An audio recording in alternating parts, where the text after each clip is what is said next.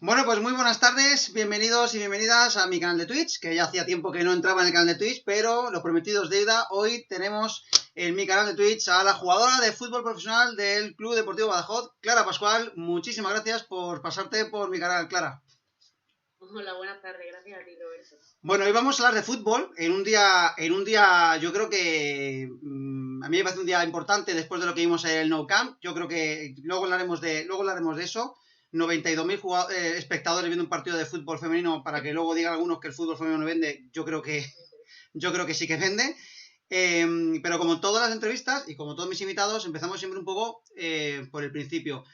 Clara, ¿por qué el fútbol? ¿Por qué te dio por el fútbol? Y cuéntame un poco cómo fueron tus inicios en el mundo del fútbol. Pues la verdad es que yo no podría decir por qué elegí el fútbol, porque creo sinceramente que este fue el fútbol el que me eligió a mí. O sea, ahí empecé, mi padre y mi hermano jugaban y yo desde pequeñita le daba patadas al balón y mi padre con 3 añitos pues decidió apuntarme al equipo de mi barrio y llevo pues jugando a fútbol desde que tengo apenas 3 años. Entonces me encantaría recordar en qué momento fui yo la que dijo, oye, quiero jugar a fútbol, pero creo que es que ese momento no existe. O sea, mi padre vio que me gustaba, como me hubiese podido gustar cualquier otra cosa, y fue mi padre el que decidió dar el paso y decir que me apuntaba, y fue lo que hice. Hay una parte de tu biografía que a mí me gustó mucho y recalcas mucho que tú te crías en un barrio obrero, que me gusta mucho esta parte porque no a la gente últimamente no le da por decir barrio obrero, le da por decir barrio humilde, ¿no? Digámoslo claro, barrio obrero, el barrio obrero de San No, barrio Fernando. obrero. Cuéntame qué recuerdos tienes de aquella época, Clara.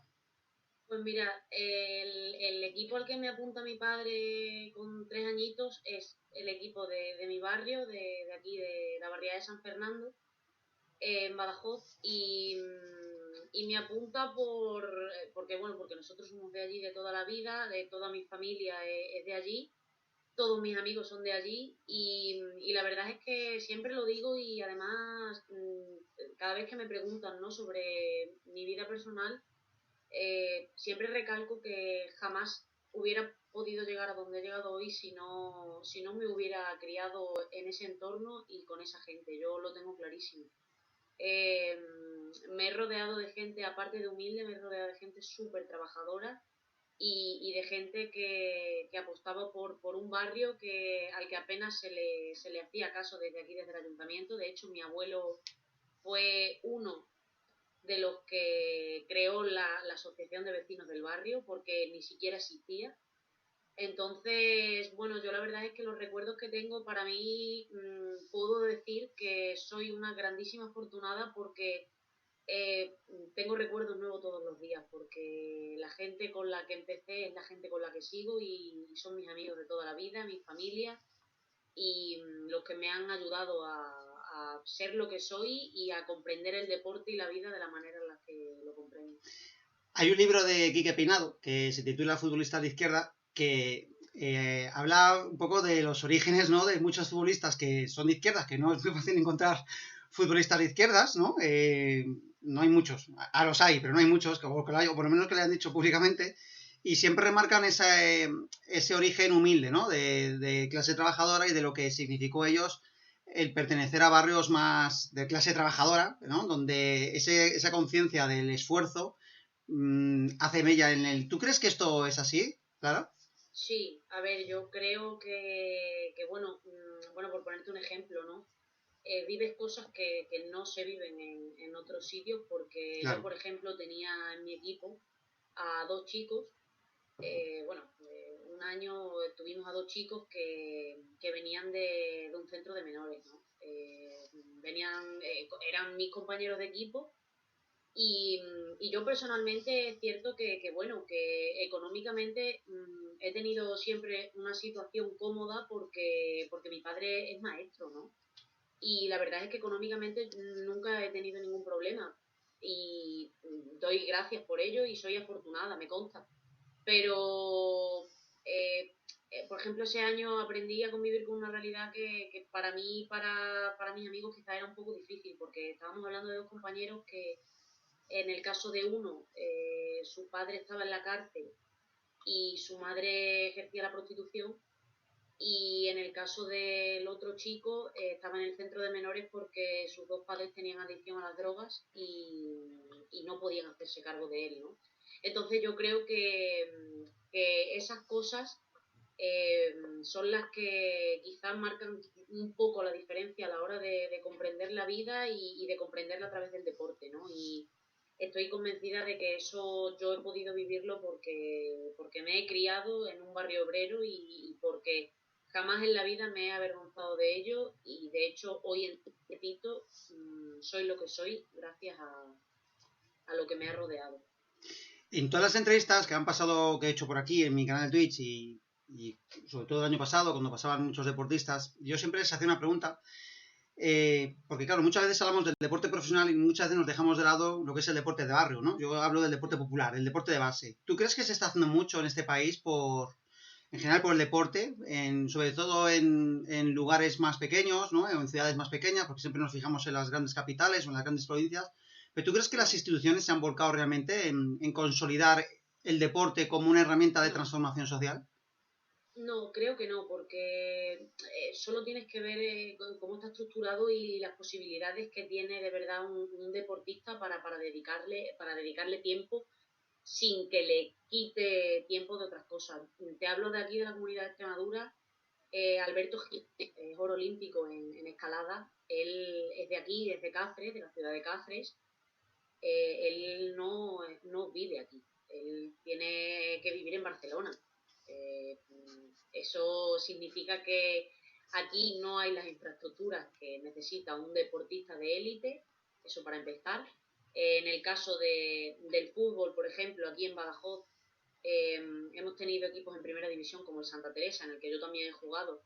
Se les exigían unos requisitos básicos para poder competir en una categoría como era la primera división femenina. Entre esos requisitos el tipo de césped, ¿no? En el que se juega, el terreno de juego, y el Santa Teresa tampoco cumple esos requisitos porque aquí tampoco hay esas infraestructuras, ¿no? Si lo extrapolamos al tema de los estudios, yo recuerdo que, bueno, yo he competido con la selección extremeña, iba a competir en los campeonatos de España, ¿no? Y a mí se me ponían muchísimas trabas desde el instituto, en este caso, y desde la universidad cuando decidí cursar mi grado universitario. Entonces, yo creo que aquí en España hay un problema muy grande, pero bueno, ese problema creo que podemos extrapolarlo no solo al deporte, podemos extrapolarlo a todo en general. Y es que, vale, España gana un Mundial de Fútbol y nos sentimos orgullosos, muy bien. Pero ¿qué hemos hecho para que España gane ese Mundial de Fútbol? ¿No? Claro.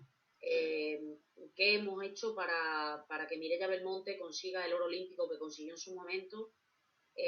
La realidad es que no hemos hecho absolutamente nada. O sea, es cierto que hay numerosas instituciones, como por ejemplo UCAM en Murcia, que sí, o Sabadell, por ejemplo, también, que tienen centros deportivos de alto rendimiento que de verdad miran por y para el desarrollo del deportista de élite. Por supuesto, de hecho, Mireia Belmonte lo dijo públicamente en unas declaraciones, ¿no? Dijo que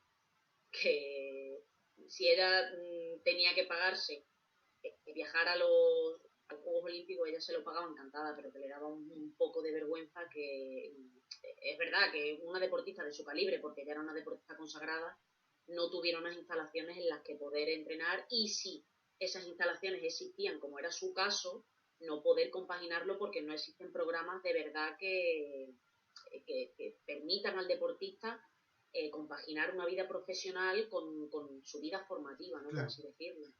¿Tú crees que esto se pasará igual? Es decir, el caso de que yo conozco deportistas igual, ¿no? Que le ponían pegas para competir.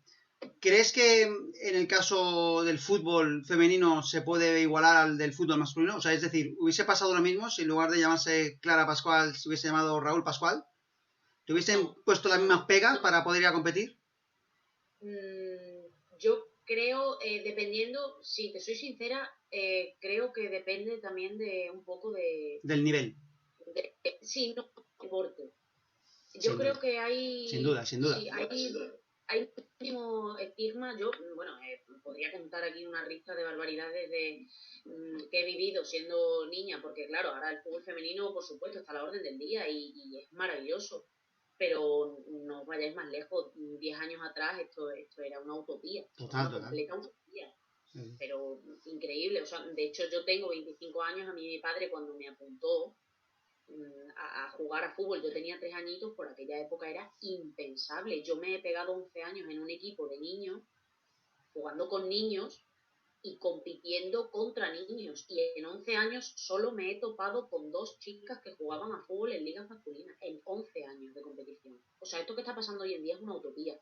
Pero es cierto que considero que a la hora de enfrentarse, a lo mejor, bueno, hablemos de los estudios, ¿no? Que es lo que yo he vivido, eh, creo que dependía mucho del deporte. Si yo hubiera llegado a mi instituto y hubiera dicho, tengo el campeonato de España, es una realidad, de gimnasia rítmica, creo que se me hubieran puesto menos pegas que cuando yo llegué y dije, tengo el campeonato de España de fútbol. Sí, sí, sí. Es una realidad, es triste, pero para las dos direcciones, porque al fin y al cabo este estigma que tenemos con los géneros y con asociar los géneros a ciertos deportes, a ciertos comportamientos e incluso a ciertos trabajos, se extrapola, aunque parezca mentira, a todos los ámbitos de la vida. Entonces, igual de injusto es que se considerara que una chica jugando a fútbol no era algo muy viable,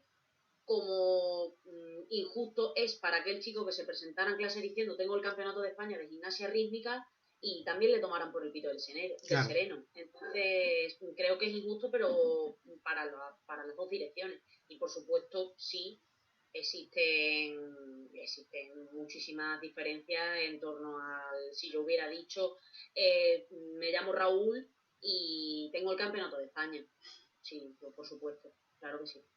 Hay una cosa que me llama mucho la atención, por lo menos en el atletismo, en el atletismo, que es lo que yo he vivido, ha pasado siempre. Y es que, sobre todo en chicas, hay un escalón, cuando hay un montón de niñas haciendo atletismo, en edades comprendidas entre los 14 a los 18 años, un montón. Pero hay un escalón, cuando llegan a los 20 años, en que de repente, si ves un campeonato de España, por ejemplo, de campo otra vez, en categoría sub-23, no se corresponde esa cantidad de número de niñas que había 5 años o 4 años antes compitiendo a cuando llega el escalón de los 20 o 23 que de repente dejan el ritmo directamente, que no pasa lo mismo en chicos. ¿En fútbol pasa algo parecido? En fútbol no. En fútbol te diría que pasa al revés. Yo empecé a jugar con 3 años, pero tengo compañeras que no empezaron hasta los 14 o 12 años. ¿Por qué? Porque fue a partir de esa época cuando empezó a verse jugar más a las mujeres a fútbol. Claro.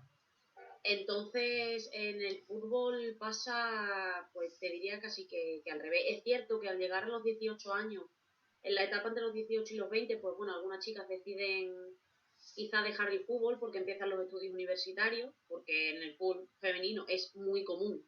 En los estudios universitarios es una realidad completamente distinta a la del fútbol masculino, y no porque en el fútbol masculino no haya gente con estudios universitarios, no, es simplemente porque nosotros somos muy conscientes de que no podemos vivir de esto y tenemos que buscar otras alternativas profesionales. Entonces, claro, entre esas alternativas profesionales están los grados universitarios, ¿no?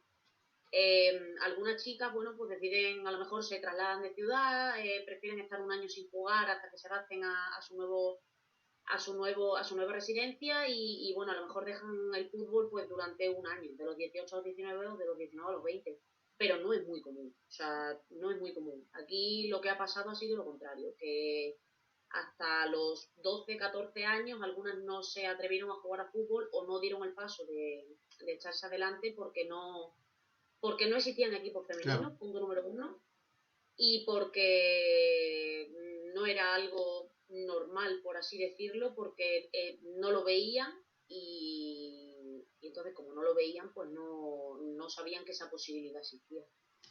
Cuéntanos un poco hay una fichas por el Santa Teresa y ascendís a primera división. Cuéntame cómo es ese año, esa temporada. ¿Cómo vives ese ascenso a primera? Pues la verdad es que yo me pegué 11 años jugando con el equipo de mi barrio, con mis amigos de toda la vida, Y para mí fue un shock tremendo porque ahora mismo, bueno, yo lo sigo diciendo. De hecho, tuvimos que escribir una carta al ayuntamiento de aquí de Badajoz porque se supone que yo a los 13 años tenía que dejar de jugar con niños. Escribimos una carta al ayuntamiento para, por favor, pedirles que me dejaran jugar un año más porque sabíamos que ese año que venía por delante pues iba a ser importante, ¿no? Y de hecho, en el último año que jugué con los niños, ese año que me dejó el ayuntamiento jugar de más, terminamos consiguiendo la liga. Entonces, para mí fue la verdad que un shock porque a día de hoy tengo 25 años y sigo deseando y anhelo con todas mis fuerzas poder volver a la época en la que yo jugaba con mis amigos. Porque el fútbol no era un negocio, Claro. porque yo jugaba en el equipo de mi barrio y compartía tiempo con las personas que más quiero en este mundo, que son mis amigos, porque jugaba en un campo de barro. Entonces, ese año fue un poco de transición y fue raro, ¿no? Porque además yo era la más chica del equipo, yo era la más chiquitita. Ficharon a chicas que llevaban muchos años jugando a fútbol, se hizo un equipo para ascender, porque ascendimos primero de regional a nacional, entonces yo era la más pequeña, ¿no? Y llegar allí en un ambiente completamente distinto no fue difícil porque sí me considero bastante extrovertida y no, a mí no me resultó difícil, pero sí que hablaba constantemente el estar con mis amigos después de 11 años con ellos, ¿no? Entonces, bueno, ese año fue un poco de transición y luego ya los siguientes conseguimos asentarnos un poco y conseguir el ascenso a primera división. Fue muy difícil porque a mí me tocó en la etapa de segundo de bachillerato. Claro. Me tocó, fue complicado porque yo jugaba con la selección extremeña, jugaba con el Santa Teresa y me estaba jugando un ascenso a primera división y además tenía que compaginar mi vida académica y la verdad es que fue muy difícil. De hecho, yo recuerdo que yo tenía todas las asignaturas aprobadas, es lo que hablábamos antes, ¿no? De facilitar un poco la vida del deportista. Yo recuerdo que tenía todas mis asignaturas aprobadas en segundo bachillerato, estaba en ciencias y le dije a una profesora con mucho tiempo de antelación, creo que fueron pues 2 o 3 semanas, le dije no voy a poder asistir al examen final porque tengo un campeonato de España con la selección extremeña, no me es posible. Y la profesora me dijo que lo sentía en el alma, pero que un examen final era un examen final. Y no pude hacer la selectividad en junio. Y ya tuviste que hacer en septiembre. Sí, tuve que esperarme a hacerla porque no me quiso hacer. Yo, evidentemente, la Federación Extremeña de Fútbol te firma un justificante sí, bueno. tú vas, lo presentas. Y les da igual. Pero a mí, con todas mis asignaturas aprobadas durante todo el año, y ya no durante todo el año, es que eran profesores además que me conocían de toda la vida de allí, del instituto de mi barrio, y tuve que presentarme a la selectividad, no a la primera, porque al no hacer el examen final suspendí esa evaluación de cuando tenía las otras dos aprobadas. Suspendí la tercera evaluación de la asignatura en concreto. Entonces, que esto es una cosa que se repite en muchos deportes, es decir, que no es una cosa... Se repite en muchos deportes, ahora en otros no tanto ya, y me llama la atención que pase en un deporte que ahora es profesional, ¿no? Vamos a hablar de la situación actual del fútbol femenino. ¿Cómo ves la profesionalización del fútbol femenino y cómo ves la situación actual del fútbol?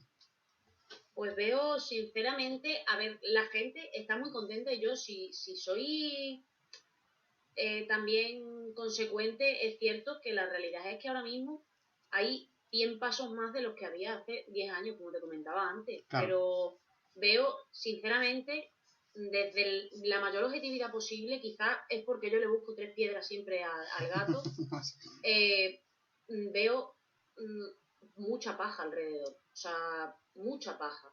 Veo mucha paja porque estamos hablando de que todavía la primera división femenina no es profesional. No es profesional. Vale que algunas tengamos contratos profesionales porque, bueno, pues porque se nos ofrece la posibilidad, vale. Pero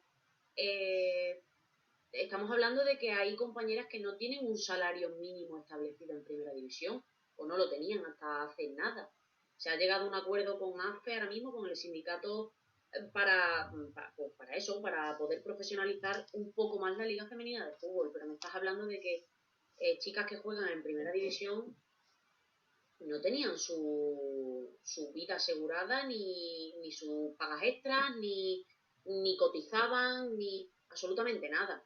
Entonces, veo sinceramente mucha paja alrededor. Ayer todo el mundo muy contento porque es cierto que el Fútbol Club Barcelona hizo historia, el fútbol español hizo historia, pero yo me paro a pensar y digo, estoy muy contenta porque es verdad, tengo amigas además que juegan ahí y yo me llena de orgullo poder saber que ellas han sentido eso, pero es paja. Ninguna televisión pública ha emitido ese encuentro.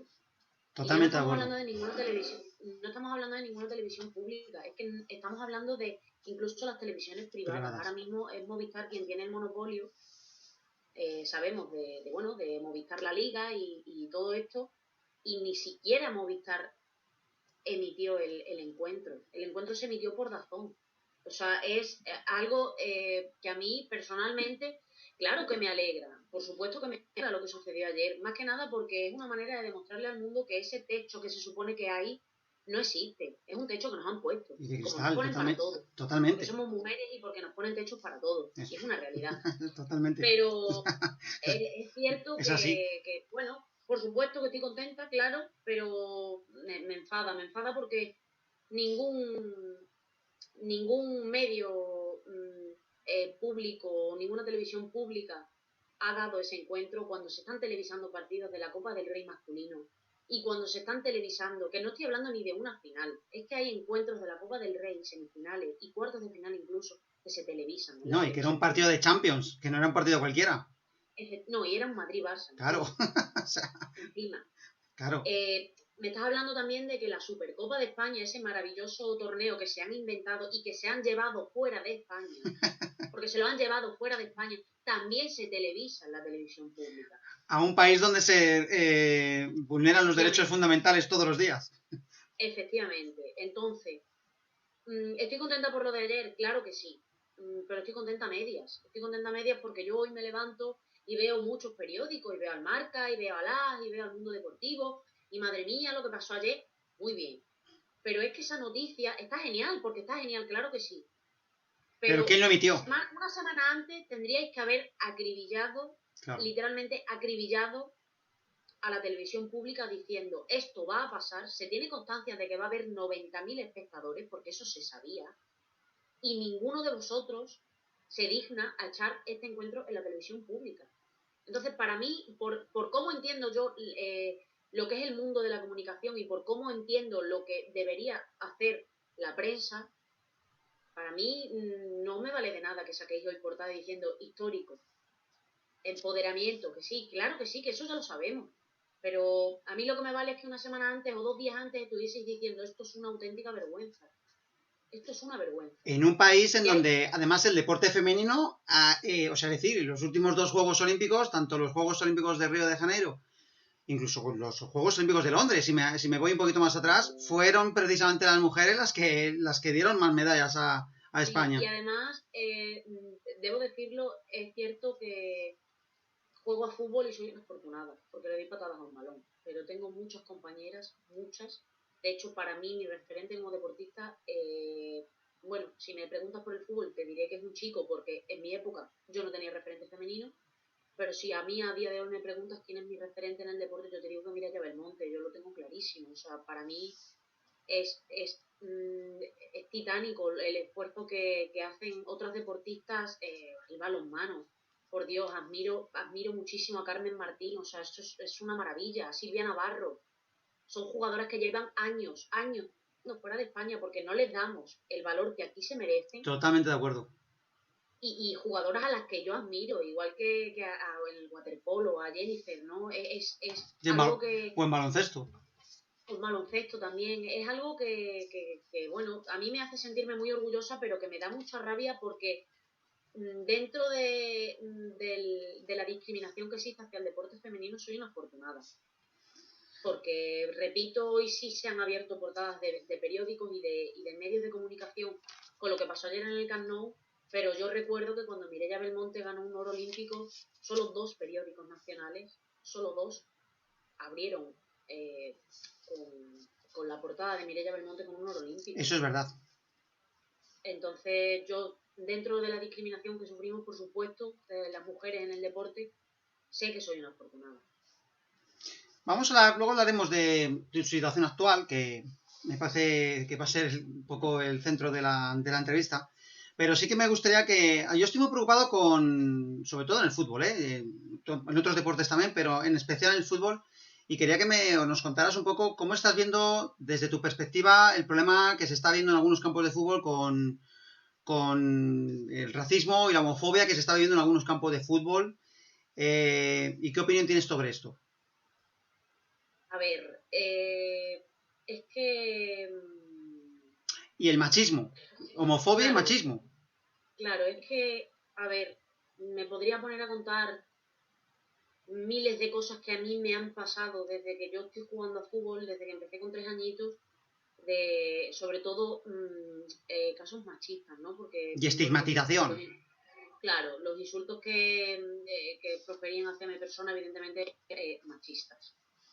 Entonces, bueno, dejando ese machismo que evidentemente existe hacia un deporte considerado mayoritariamente como masculino, porque es una realidad, que el fútbol es considerado como un deporte mayoritariamente masculino, yo creo que existe un grave problema. Y el problema es el dinero. El dinero porque al fin y al cabo, esto es lo de siempre, ¿no?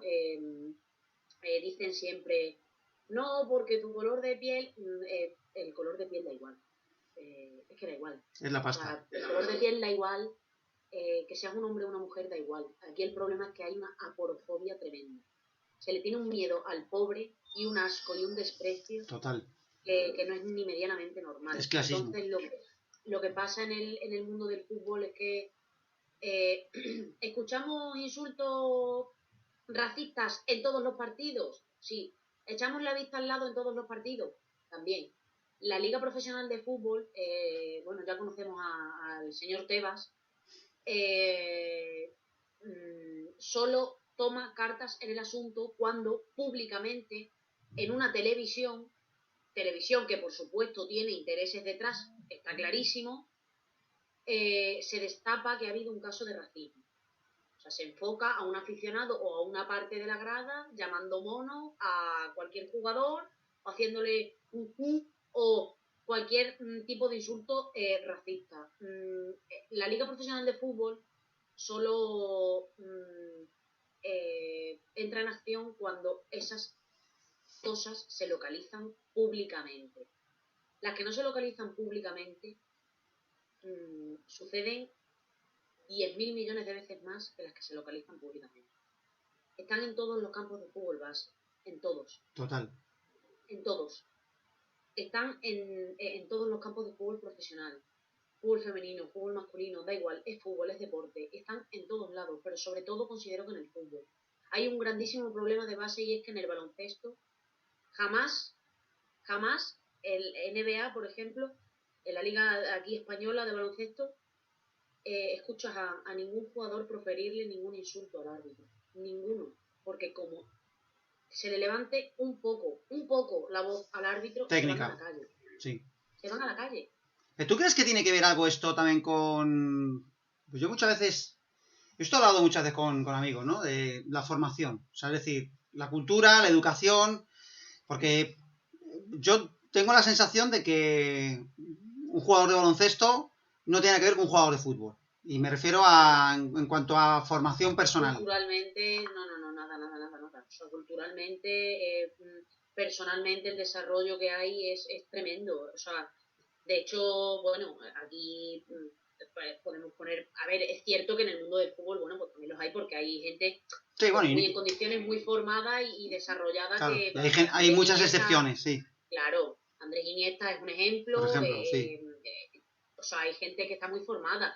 Gerard Piqué te puede gustar más o te puede gustar menos, pero es una persona muy inteligente. Sí. O sea, mucho. Y bueno, es cierto que hay gente con estudios y gente... El problema del fútbol es que aparte de que se ha convertido en el deporte rey y que hay un negocio detrás de la leche, porque es que es una realidad, hay un negocio detrás increíble, de que es que no nos lo podemos ni imaginar. Sí, sí. O sea, estamos hablando de que Miles en de su millones. momento Florentino Pérez en el Mundial, recuerdo, no sé si, creo que fue el Mundial que ganó España, sí, creo, el del 2010, creo que fue.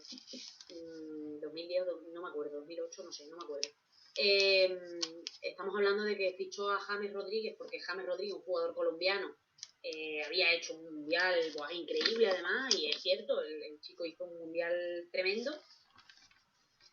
Y casualmente, a los pocos meses de que James fichara por el Madrid, casualmente se construyó una autopista en Colombia que no se había construido nunca antes y que nunca le daban permiso a nadie para que la construyera, y casualmente quien construyó esa autopista fue Florentino Pérez. Entonces, bueno, el fútbol al fin y al cabo es el medio. O sea, yo tengo clarísimo que es el medio. Aquí hay una cantidad de intereses detrás que no nos hacemos una idea. O sea, es que no nos hacemos una idea. Es tremendo y terrible el pozo oscuro que hay detrás de todo esto, porque ya no hablamos solo de blanqueo de dinero, o blanqueo de capitales, o blanqueo de fraudar Hacienda. No, es que hay muchas más cosas detrás, muchas más. Muchas. Claro, hablemos de política y deporte, porque yo esta pregunta siempre se la lanzo a muchos deportistas y algunos me salen con la tangente y otros se mojan más. ¿Crees que la política y el deporte son incompatibles? ¿Por qué es tan difícil encontrar a un deportista que diga abiertamente, pues mira, yo soy de izquierdas, o yo voto a Podemos, o yo voto a Izquierda Unida, o yo voto a quien... Pues es que por el interés, es que es simple y sencillo, es el interés. Me estás hablando de que aquí en España también los grupos de los ultras también están financiados. relacionados con la política. O sea, y es la realidad, ¿no? Entonces, creo que está, de hecho, mira, nos puede gustar más o nos puede gustar menos, podemos tener una opinión negativa, una opinión positiva, pero uno de los jugadores que se ha mojado siempre con la política, o uno de los entrenadores, por así decir, han sido Pep Guardiola y Gerard Piqué. Y se les ha apaleado. Total. Apaleado públicamente. Sí, sí. Hasta la saciedad. Públicamente. Totalmente de acuerdo. Cuando se han posicionado políticamente. Entonces, te puede gustar más o te puede gustar menos. Yo hasta ahí estoy de acuerdo. El problema es que somos unos completos mentecatos. Y punto número uno, la formación que recibimos no nos permite afrontar un conflicto a través del diálogo, porque no somos capaces. Totalmente. Ni de gestionar nuestras emociones, ni de gestionar nuestros argumentos, ni de escuchar al que tenemos delante. Entonces, es como una ceguera absoluta. A mí ahora mismo me viene, bueno, tengo muchos amigos, a mí no me importa, que son de derechas y de hecho mi familia paterna pero Clara, perdona, pero es que yo creo que hay un límite, porque, o sea, es decir, claro, yo también tengo deportistas, compañeros, excompañeros de profesión que son de derechas, pero yo creo que en el fútbol o en el deporte en general hay una línea roja que es ser de extrema derecha. Entonces, este debate cuando dice, bueno, pues lo mismo que ser de extrema izquierda. Bueno, coño, pues no es lo mismo. No empecemos, porque primero no existe, claro. Yo no soy extrema izquierda. Eso, ni quiero que tú lo seas. Pero yo creo que la extrema derecha en el deporte no tiene cabida, porque la extrema derecha es violencia, es machismo. El problema es que sí tiene cabida, porque les dejan entrar en el estadio de fútbol. Claro. Y les dejan entrar porque animan, y porque y hacen negocio. Entonces, el problema es ese, que para ti y para mí no tiene cabida, y para mucha gente. Pero desde las instituciones sí se está blanqueando. Cabida. Efectivamente, sí tienen cabida. Les estáis dejando entrar. El Fútbol Club Barcelona le prohibió la entrada a los Boys of Noise. Claro. No, y el ejemplo claro, yo creo que está, el ejemplo clarísimo de todo lo que está pasando es lo que pasó en el campo del Rayo, cuando se le gritó puto Zuzulia desde la afición, ¿no? Y le cayó una sanción al Rayo. Efectivamente. O puto nazi, ¿no? Fue puto nazi. No tiene ningún tipo de sentido. Es un jugador que ha reconocido, bueno, no lo ha reconocido abiertamente porque no tiene lo que hay que tener para hacerlo, porque sabe que lo van a acribillar, pero es un jugador que en sus redes sociales mostró abiertamente estar a favor del régimen, o sea... Sí, sí. Eso es una locura, es una locura. Y me estás hablando de que yo ahora mismo, sinceramente, me lo planteo. si ahora mismo Zozulia dice que es comunista, con perdón, y en vez de llamarse Rayo Vallecano, Sí. se llama Barrio de Salamanca, ese equipo, y Barrio de Salamanca grita en un partido Zozulia, puto comunista, Pues nada. ese equipo no se lleva ninguna sanción. No, es más, el aplaude. Es más, el aplaude. Pero esto es con todo, ¿no? Estamos viendo cómo la manifestación de la industria de Cádiz se apalea, ¿no? Sí. Y se les condena y ahora estamos viendo cómo ahora salen a la calle, que me parece genial, ojo, que salgan porque todos tenemos el mismo derecho, estaría bonito, tengo familia que trabaja en el campo, están súper castigados, por supuesto, y es verdad que es un trabajo muy difícil, pero estamos viendo cómo salen señoritos en caballos y con chalecos. Sí. Que esos son terratenientes, esos no son trabajadores, no son ganaderos, no son agricultores. Es muy distópico lo que está pasando, sí. Y nadie les apalea y es pues el libre albedrío, ¿no? El dependiendo de cómo te llames, de dónde seas y dónde hayas nacido, claro. Te vamos a tratar de una manera o te vamos a tratar de otra, y eso es una realidad, aquí en España por lo menos. Entonces, vamos a hablar de... Yo creo que políticamente, yo personalmente, no es que crea que aparte de que está estigmatizado lo evitemos, pero yo personalmente, yo me encuentro a la mayoría de mis compañeras de equipo, sin irte más lejos, yo me pongo a pegarle los chapazos que estoy pegando ahora mismo aquí en la entrevista, y es como que, sí, hay que no les gusta hablar de política, lo evitan, y digo, pero es que no os dais cuenta de que la política es vuestra vida, es lo que tiene vuestra vida en sus manos, o sea, totalmente. Es que no os dais cuenta. Vale que estés de acuerdo más o menos. Yo siempre digo que esto es como los autobuses, ¿no? No hay ninguno que te vaya a dejar en la puerta de tu casa. Pero te bajas en el que te deja más cerca. Y aparte que en un colectivo como es el vuestro, donde existe una desigualdad manifiesta, es donde más movilización y más reivindicación tendría que haber. Sí, además yo lo digo abiertamente, además a mí no me importa, además, bueno, cualquiera que me conozca y que me siga en las redes sociales lo sabe. O sea, yo, aparte de reconocer abiertamente que soy de izquierdas, a mí no me importa absolutamente nada, de hecho estoy muy orgullosa de reconocerlo. Aparte, yo pertenezco al colectivo LGTBI porque yo soy bisexual y lo digo abiertamente, no tengo ningún tipo de problema. Y lo reconozco públicamente, hago campañas con la Fundación Triángulo aquí en Badajoz porque considero que son súper necesarias y porque no nos damos cuenta de la importancia que tiene que gente que tiene un pequeño altavoz, por muy grande que sea o por muy pequeño, aproveche su posición para reivindicar y para darle voz a causas que están generalmente silenciadas, como es el caso, pues bueno, de la política en el deporte, o como es el caso del colectivo LGTBI también en el deporte. Total. Vamos a la parte más personal de la entrevista, que es la situación que estás atravesando tú, de la que vamos a hablar hoy ahora detenidamente. A mí me da la sensación, de esto todo el mundo lo ha hablado, ¿no? Pero la situación de las jugadoras del Rayo, y que es deleznable, ¿no? Jugadoras que no están, que no se les paga, que no tienen, algunas no tienen, ni cotizan siquiera. Salió en la prensa hace poco tiempo que algunas vivían en pisos en donde se les había dejado de pagar el alquiler, no tienen los mismos medios que pueda tener el equipo masculino. Yo quería saber un poco cómo está la situación ahora mismo, o cuál es tu situación. Tú has denunciado ya varias veces en los medios de comunicación que te deben varias nóminas. ¿Cuál es la situación que estás atravesando tú en el club actual, que es el Club Deportivo Badajoz? A ver, voy a remontarme al principio de todo porque, claro, si no, no se entiende, ¿no? El principal propietario del paquete accionarial del Club Deportivo Badajoz, Joaquín Parra, se le detiene el año pasado, mayo, creo recordar, y en junio ingresa en prisión. En junio o en julio, no recuerdo bien. Julio, te diría que julio. Ingresa en prisión.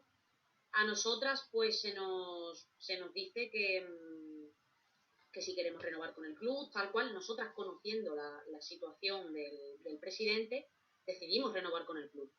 O sea, decidimos renovar con el club porque, punto número uno, considerábamos que muchas era nuestra casa. Punto número 2, queríamos seguir jugando juntas. Y punto número 3, considerábamos que teníamos un buen equipo y un buen proyecto para seguir adelante y conseguir el objetivo deportivo, ¿no? Entonces, a pesar de la situación del máximo propietario, había gente trabajando en oficinas que nos alentaba a seguir, porque claro, porque eso más tarde o más temprano se iba a solucionar. Con lo cual nosotros, empezamos la pretemporada a finales de julio del 2021 y se van acumulando agosto y septiembre, y en septiembre ya decidimos, cuando vence septiembre, decidimos hablar con los trabajadores de oficinas, con el aquel por entonces que ejercía de director general, porque no estaba nombrado como tal ni contratado como tal, para decirle que qué pasa, ¿no? Que empezamos a trabajar en julio y que se nos debía de agosto y se nos debía septiembre. Entonces, desde el club nos dicen que la situación es la que es, que el propietario sigue en prisión, que incluso las cuentas estaban bloqueadas, las cuentas del club, porque parte del dinero defraudado se había invertido en la reconstrucción del estadio, en torno a unos 3 millones de euros del fraude se había invertido en la reconstrucción del estadio. Y claro, pues entonces evidentemente en un proceso judicial el club estaba por medio, tenía las cuentas bloqueadas. A raíz de ahí hay compañeras que dicen que no, en concreto 2 de ellas, que no, es una situación inviable, que la capacidad económica de su familia no les permite pues que les manden dinero y que o se les paga o se tienen que ir. Ahí empezamos a poner parches. Entre el antiguo director general y yo decidimos pues hacerles la compra e intentar que por lo menos lo básico lo tuvieran cubierto para que pudieran aguantar un poco más. Entonces ahí se pone el primer parche. Ahí conseguimos que compañeras aguanten una semana, 2 más, y en esas 2 semanas recibimos el pago de las 2 nóminas de agosto y septiembre. ¿Por qué? Porque los trabajadores del club, de las oficinas, totalmente independientes al presidente, ¿no? al dueño del paquete accionarial, habían trabajado en el dinero de patrocinio, el dinero de derechos televisivos, el dinero de los principales proveedores, y habían conseguido pagarnos 2 nóminas. 2 nóminas a nosotras y al primer equipo. Agosto y septiembre son las 2 últimas nóminas que percibimos. Las 2 últimas. Estamos a 31 de marzo y se nos debe octubre, se nos debe noviembre, se nos debe diciembre y se nos debe enero. Se nos deben 4 nóminas. ¿Qué pasa a raíz de ahí? Seguimos compitiendo, seguimos jugando, hasta que en diciembre ya empezamos un poco a rebelarnos, ¿no? Empezamos a tomar medidas en conjunto, empezamos a tomar medidas con el primer equipo masculino, con el filial de División de Honor y con el que juega en tercera división, ¿no? Empezamos a ponernos de acuerdo los 4 equipos y a movernos un poco, cada uno pues desde su posición, ¿no? Yo como capitana y mi compañera subimos a hablar con el que ya era director general. Porque a todo esto, perdona Clara, pero que a todo esto los equipos masculinos sí que están cobrando sus nóminas. No. El equipo habían cobrado lo mismo que nosotras. No. Habían cobrado agosto y septiembre el primer equipo, y filial y división de honor habían cobrado solo septiembre porque empezaron a entrenar en septiembre. ¿Vale? Entonces, ellos, como no habían entrenado en agosto, no cobraron agosto. Entonces, se destituye al que estaba ejerciendo de director general.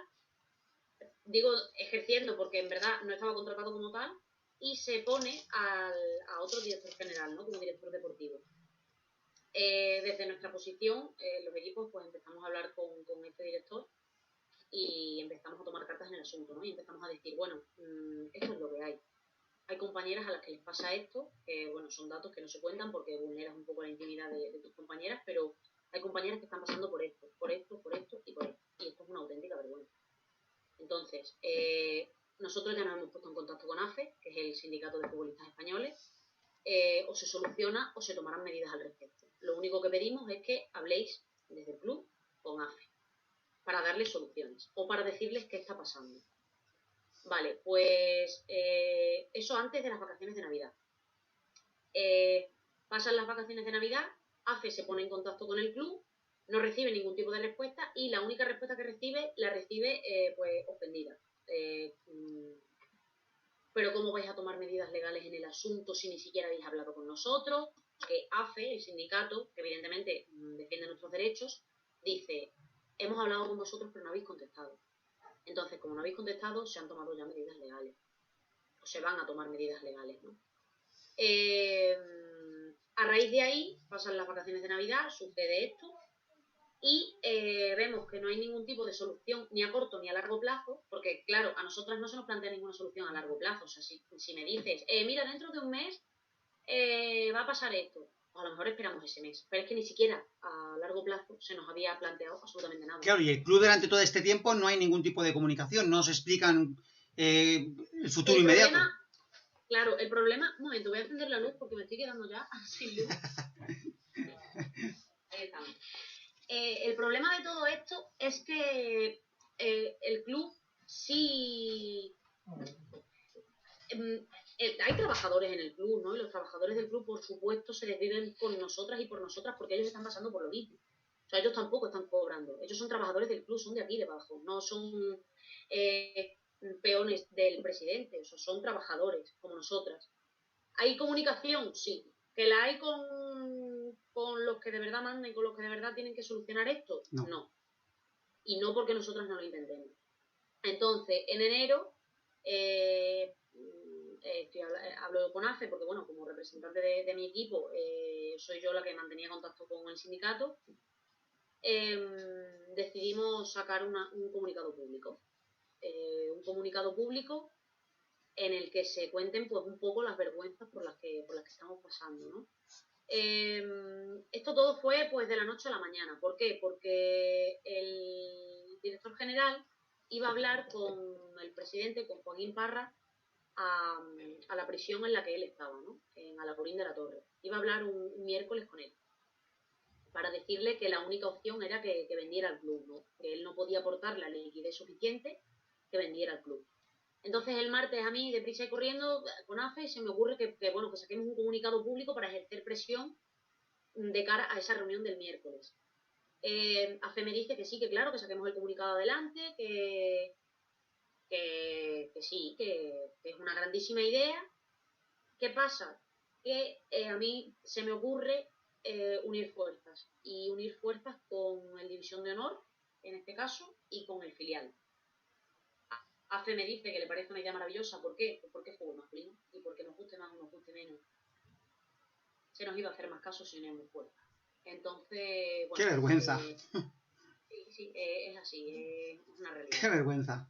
Entonces decidimos unirnos los tres equipos, deprisa y corriendo. El martes se organiza, pues imagínate, ¿no? De cara al martes, redactar el comunicado tuve que redactarlo rapidísimo, tuvo que pasar por manos de AFE, también tuvo que pasar por manos de los capitanes de los otros dos equipos. Una organización tremenda y súper precipitada, pero bueno, el miércoles, sí, el miércoles decidimos hacer público pues todo esto por lo que estábamos pasando, ¿no? A través de un comunicado apoyado por el sindicato, en este caso, que era la Asociación de Futbolistas Españoles. A raíz de ahí, pues bueno, se genera un revuelo en torno al Badajoz tremendo, porque medios nacionales se hacen eco, AFE también está pendiente de darle difusión al asunto, se genera, bueno, pues un aura, la verdad es que muy, muy negra alrededor de todo esto. La verdad es que surtió efecto, porque la reunión que se tuvo entre el director general y el presidente del club, supuestamente el presidente del club accede a vender lo que es el paquete accionarial, ¿no? Para que alguien se haga cargo de todo lo que está pasando y de esa liquidez que él no puede aportar para subsanar todos los gastos que había. Porque estamos hablando de que, bueno, de que menores de edad, en el caso de División de Honor, vivían en una residencia y les estaban echando de la residencia, en mitad de un curso académico, a menores de edad, algo inviable y vergonzoso. Entonces, bueno, Supuestamente se iba a vender la propiedad a un señor. Todo el mundo estaba muy ilusionado con ese señor porque las negociaciones seguían su curso. Y de repente, de la noche a la mañana, se comunica que se ha vendido el club, pero que no es a ese señor, que es a un grupo inversor totalmente desconocido porque no se dan nombres de ese grupo inversor, ¿no? La única cabeza visible es Diego García, que es un abogado, y es el representante del supuesto grupo inversor. Bueno, la gente, pues claro, con la incertidumbre y con el decir, nadie sabía nada de esto, ninguno de los trabajadores del club sabía nada. ¿Qué pasa? Que pasan los días y el tal Diego García va a la radio del club, ¿no? Al medio de comunicación que tenemos nosotros con los aficionados, que es, bueno, pues este canal de radio. Tal Diego García se le pregunta por los nombres de los componentes del grupo inversor y dice que él no está autorizado a dar ningún tipo de información. Un oscurantismo tremendo. Sí, sí, sí. Le pregunta si van a subsanar la deuda contraída de ese mes para atrás, dice que no. Bueno, claro, evidentemente pues, todo el mundo se echa encima, ¿no? de esta persona. Esa misma semana baja esta persona al vestuario del primer equipo a hablar con los jugadores del primer equipo. Y bueno, un auténtico despropósito, una reunión que salió fatal. Los jugadores del primer equipo, pues ya te digo, nerviosísimos, enfadados, tuvieron que echar a esa persona de allí a patadas, porque es que lo tuvieron que echar a patadas porque tenían la sensación de que se estaba riendo en su cara. Y a raíz de ese acontecimiento, el primer equipo, bueno, yo porque estoy en contacto siempre con ellos y tal, y es cierto que ha pasado lo que quizás en otros clubes no pase, que es que los que más fuerza tienen y los que más voz tienen, que al fin y al cabo son ellos, dijeron que o cobrábamos todos o no cobraba nadie. Que ellos no querían recibir ni un solo euro si los demás trabajadores no lo recibían. Claro. Tanto femenino, como división de honor, como filial. Entonces, bueno, los capitanes del primer equipo se ponen en contacto conmigo. Porque tú a todo esto, Clara, tú como responsable o como representante del equipo femenino, ¿tú has tenido presiones? Porque a ti, por ejemplo, te falta un mes para finalizar el contrato. ¿A ti se te ha comunicado en todo momento si se va a renovar el contrato? A mí no. O desde que eres la representante ya se está dando cera reivindicando los derechos, ya sabes que van a por ti. A ver, todo viene un poco a raíz de esto que iba a decir ahora porque fue un punto de inflexión. O sea, cuando se tiene esa reunión con el primer equipo, los capitanes del primer equipo enseguida reciben una llamada un día. Bueno, todo esto yo ya lo sabía porque ellos me lo cuentan, tal. Y de repente un día recibo una llamada y me dicen, Clara, vámonos al ayuntamiento, llama a todas las compañeras tuyas que puedan asistir, vamos a manifestarnos en el ayuntamiento de Badajoz. Públicamente hemos convocado a los medios para que se sepa todo esto y las mentiras, ¿no? Porque este supuesto grupo inversor, pues bueno, había llegado a un acuerdo con la empresa que cuidaba el césped para que siguieran cuidándolo. Mentira, eso era mentira. Habían dicho que no se iban a hacer cargo de ninguna de las deudas contraídas aquí para atrás. Bueno, un auténtico caos, la verdad. Encima no sabíamos quiénes eran. O sea, un despropósito. Vamos al ayuntamiento y subimos a hablar con el alcalde, 3 capitanes del primer equipo y los trabajadores del club, pues bueno, porque están acostumbrados quizás a que públicamente sí es cierto que a mí no me importa hablar porque no tengo ningún tipo de dificultad para hablar públicamente. Entonces los trabajadores del club deciden que suba yo también a hablar con el alcalde. Suben 3 capitanes del primer equipo y yo. Hablamos con el alcalde y el alcalde dice que bueno, que por supuesto que es un despropósito, que todo esto que está pasando, que si el Badajoz se hunde, pues se hunde también la ciudad porque el Badajoz es un activo súper importante, ¿no? Claro. Aquí en Badajoz. Entonces, bueno, el ayuntamiento nos muestra su total apoyo.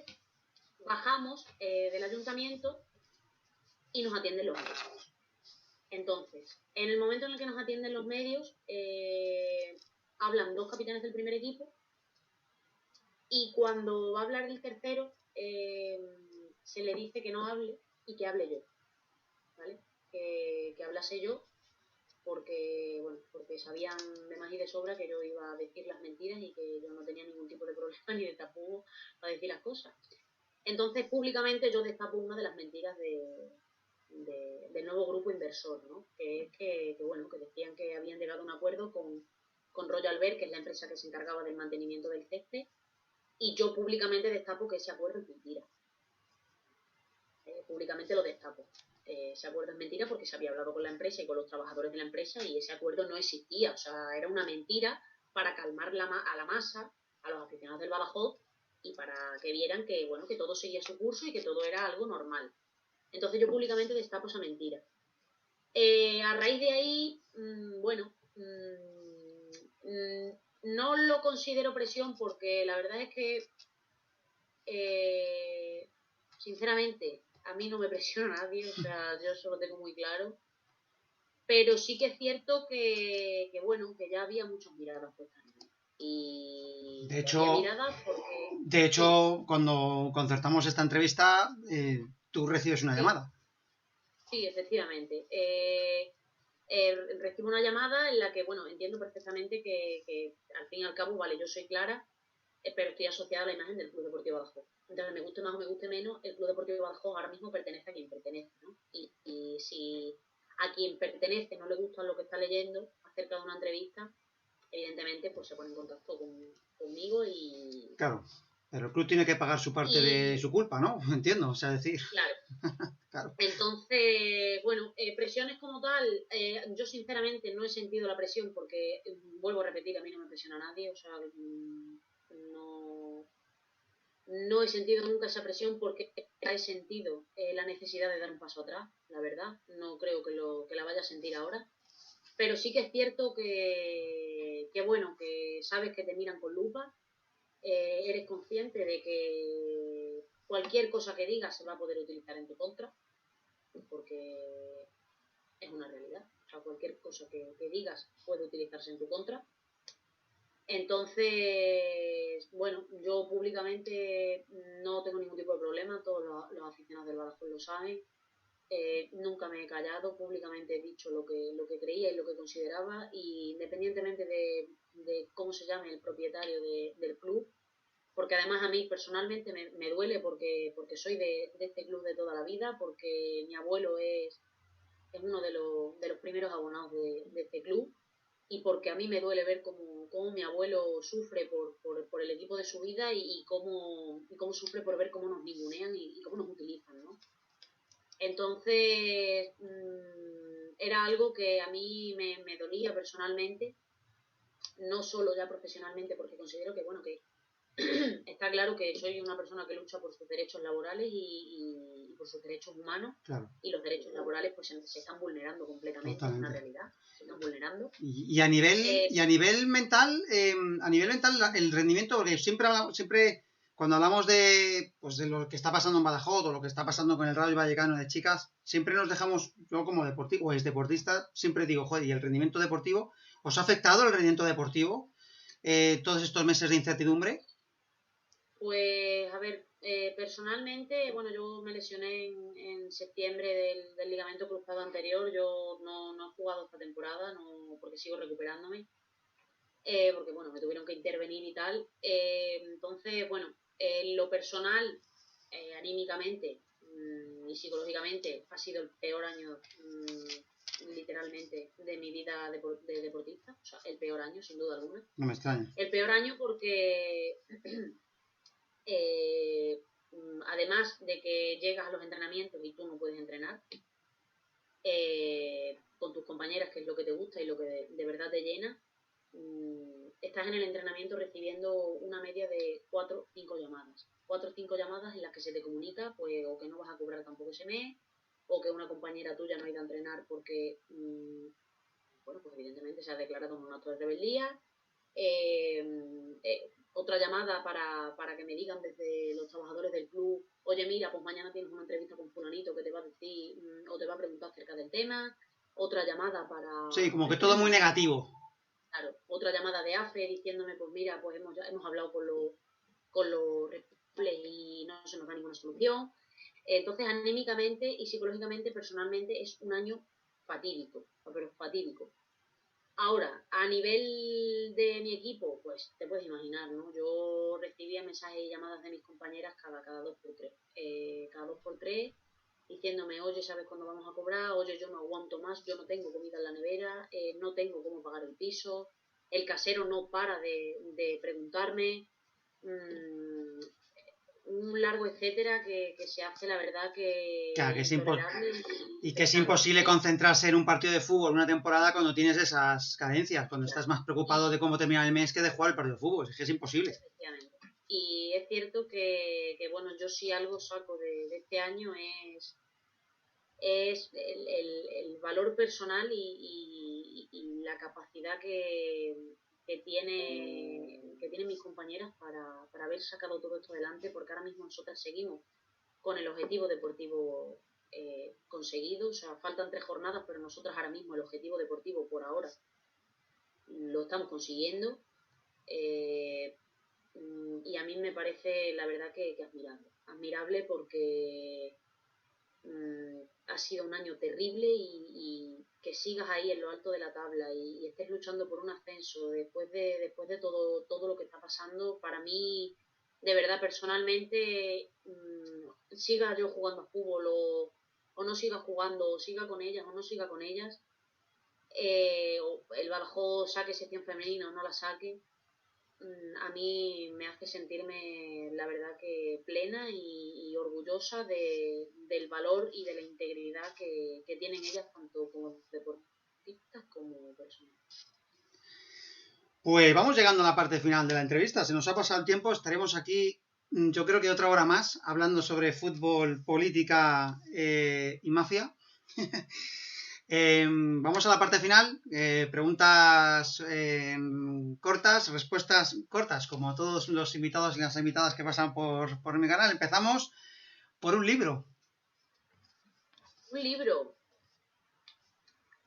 Me encantaría decirte uno, pero la verdad es que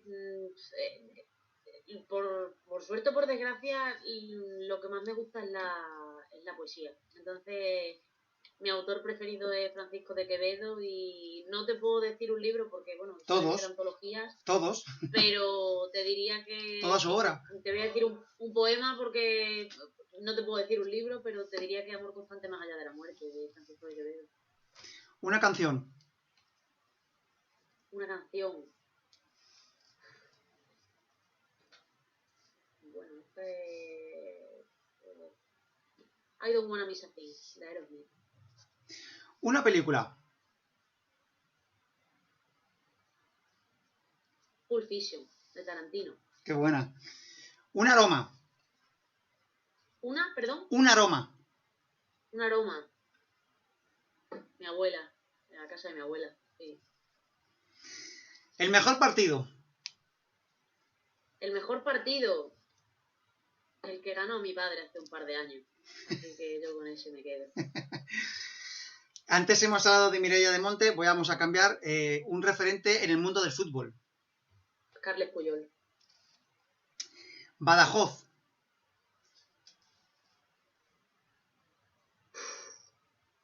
Es que es mi hogar. Mi familia, mi gente y por supuesto mi región, Extremadura, que por desgracia es probablemente una de las más castigadas aquí en España. Totalmente de acuerdo. Yolanda Díaz. Maravillosa. Para mí es además un ejemplo y una mujer completamente íntegra, válida, espectacular y para mí es la definición perfecta de empoderamiento, sin duda alguna. La penúltima, esta especial dedicada para ti, las casas de apuestas. Una lacra, una epidemia que por desgracia, bueno, como bien sabes, estuvimos hablando de ello, por desgracia termina con nuestro raciocinio y nos utiliza como piezas en un engranaje capitalista que al fin y al cabo lo único que antepone es que lo único que importa, como siempre, que es tu dinero. Y que destruye el deporte. Y por última, futuro. Futuro. Pues no voy a hablar de deporte porque nunca he querido dedicarme al fútbol. Soy graduada en educación primaria y quiero ser maestra. Y es mi sueño y siempre lo he querido. Considero que además es quizá la profesión más delicada del mundo y más importante, y no es porque yo lo sea. Considero que es la más delicada porque tienes en tu mano la vida de las personas más vulnerables que existen, que son los niños, y el futuro de ellos, ¿no? Y por tanto el futuro de la sociedad. Además, es una profesión en la que se necesita vocación. No debe ser una profesión puente, me meto aquí hasta que consiga meterme en otra carrera, porque no somos conscientes de la importancia que tiene. Así que el futuro, pues mi futuro está en la mano de unos cuantos de pequeños. Clara Pascual, ha sido un auténtico placer que te hayas pasado por mi canal. Ha sido un auténtico, un lujazo haber compartido esta hora larga contigo. Te deseo toda la suerte del mundo, toda la fuerza. Ya sabes dónde me tienes para cualquier cosa. Ya tienes un fan más en tu equipo allá donde recales. Así que te deseo mucha fuerza en tu reivindicación para que se os pague lo que se os debe por vuestro trabajo. Y muchísimas gracias por pasarte por aquí. Muchísimas gracias a ti. Y bueno, ya sabéis que además pues, fue un placer, porque cuando compartimos aquella charlita sobre las casas de apuestas, era mi primera charla pública, la verdad. Se te dio muy bien, me consta. Nunca había hablado de esa manera, ¿no? Entonces, para mí, pues bueno, va a ser siempre un grandísimo recuerdo porque pude hacerlo al lado de gente como tú que reivindica y que lucha día tras día públicamente sin ningún tipo de miedo ni de presión por los derechos humanos y porque toda aquella gente que sufre algún tipo de discriminación pueda salir adelante. Y sobre todo, pues bueno, hablamos de las causas silenciadas, en el caso de los obreros, como hemos dicho antes, colectivos LGTBI, racismo, etcétera. Así que muchísimas gracias a ti y el placer, por supuesto, es mío, deportiva y personalmente. Pues muchísimas gracias, nos veremos pronto porque volveré pronto por Extremadura. Esto ha sido todo, amigos y amigas, nos vemos la próxima semana en mi canal de Twitch. Ha sido un placer, salud y República. Hasta pronto.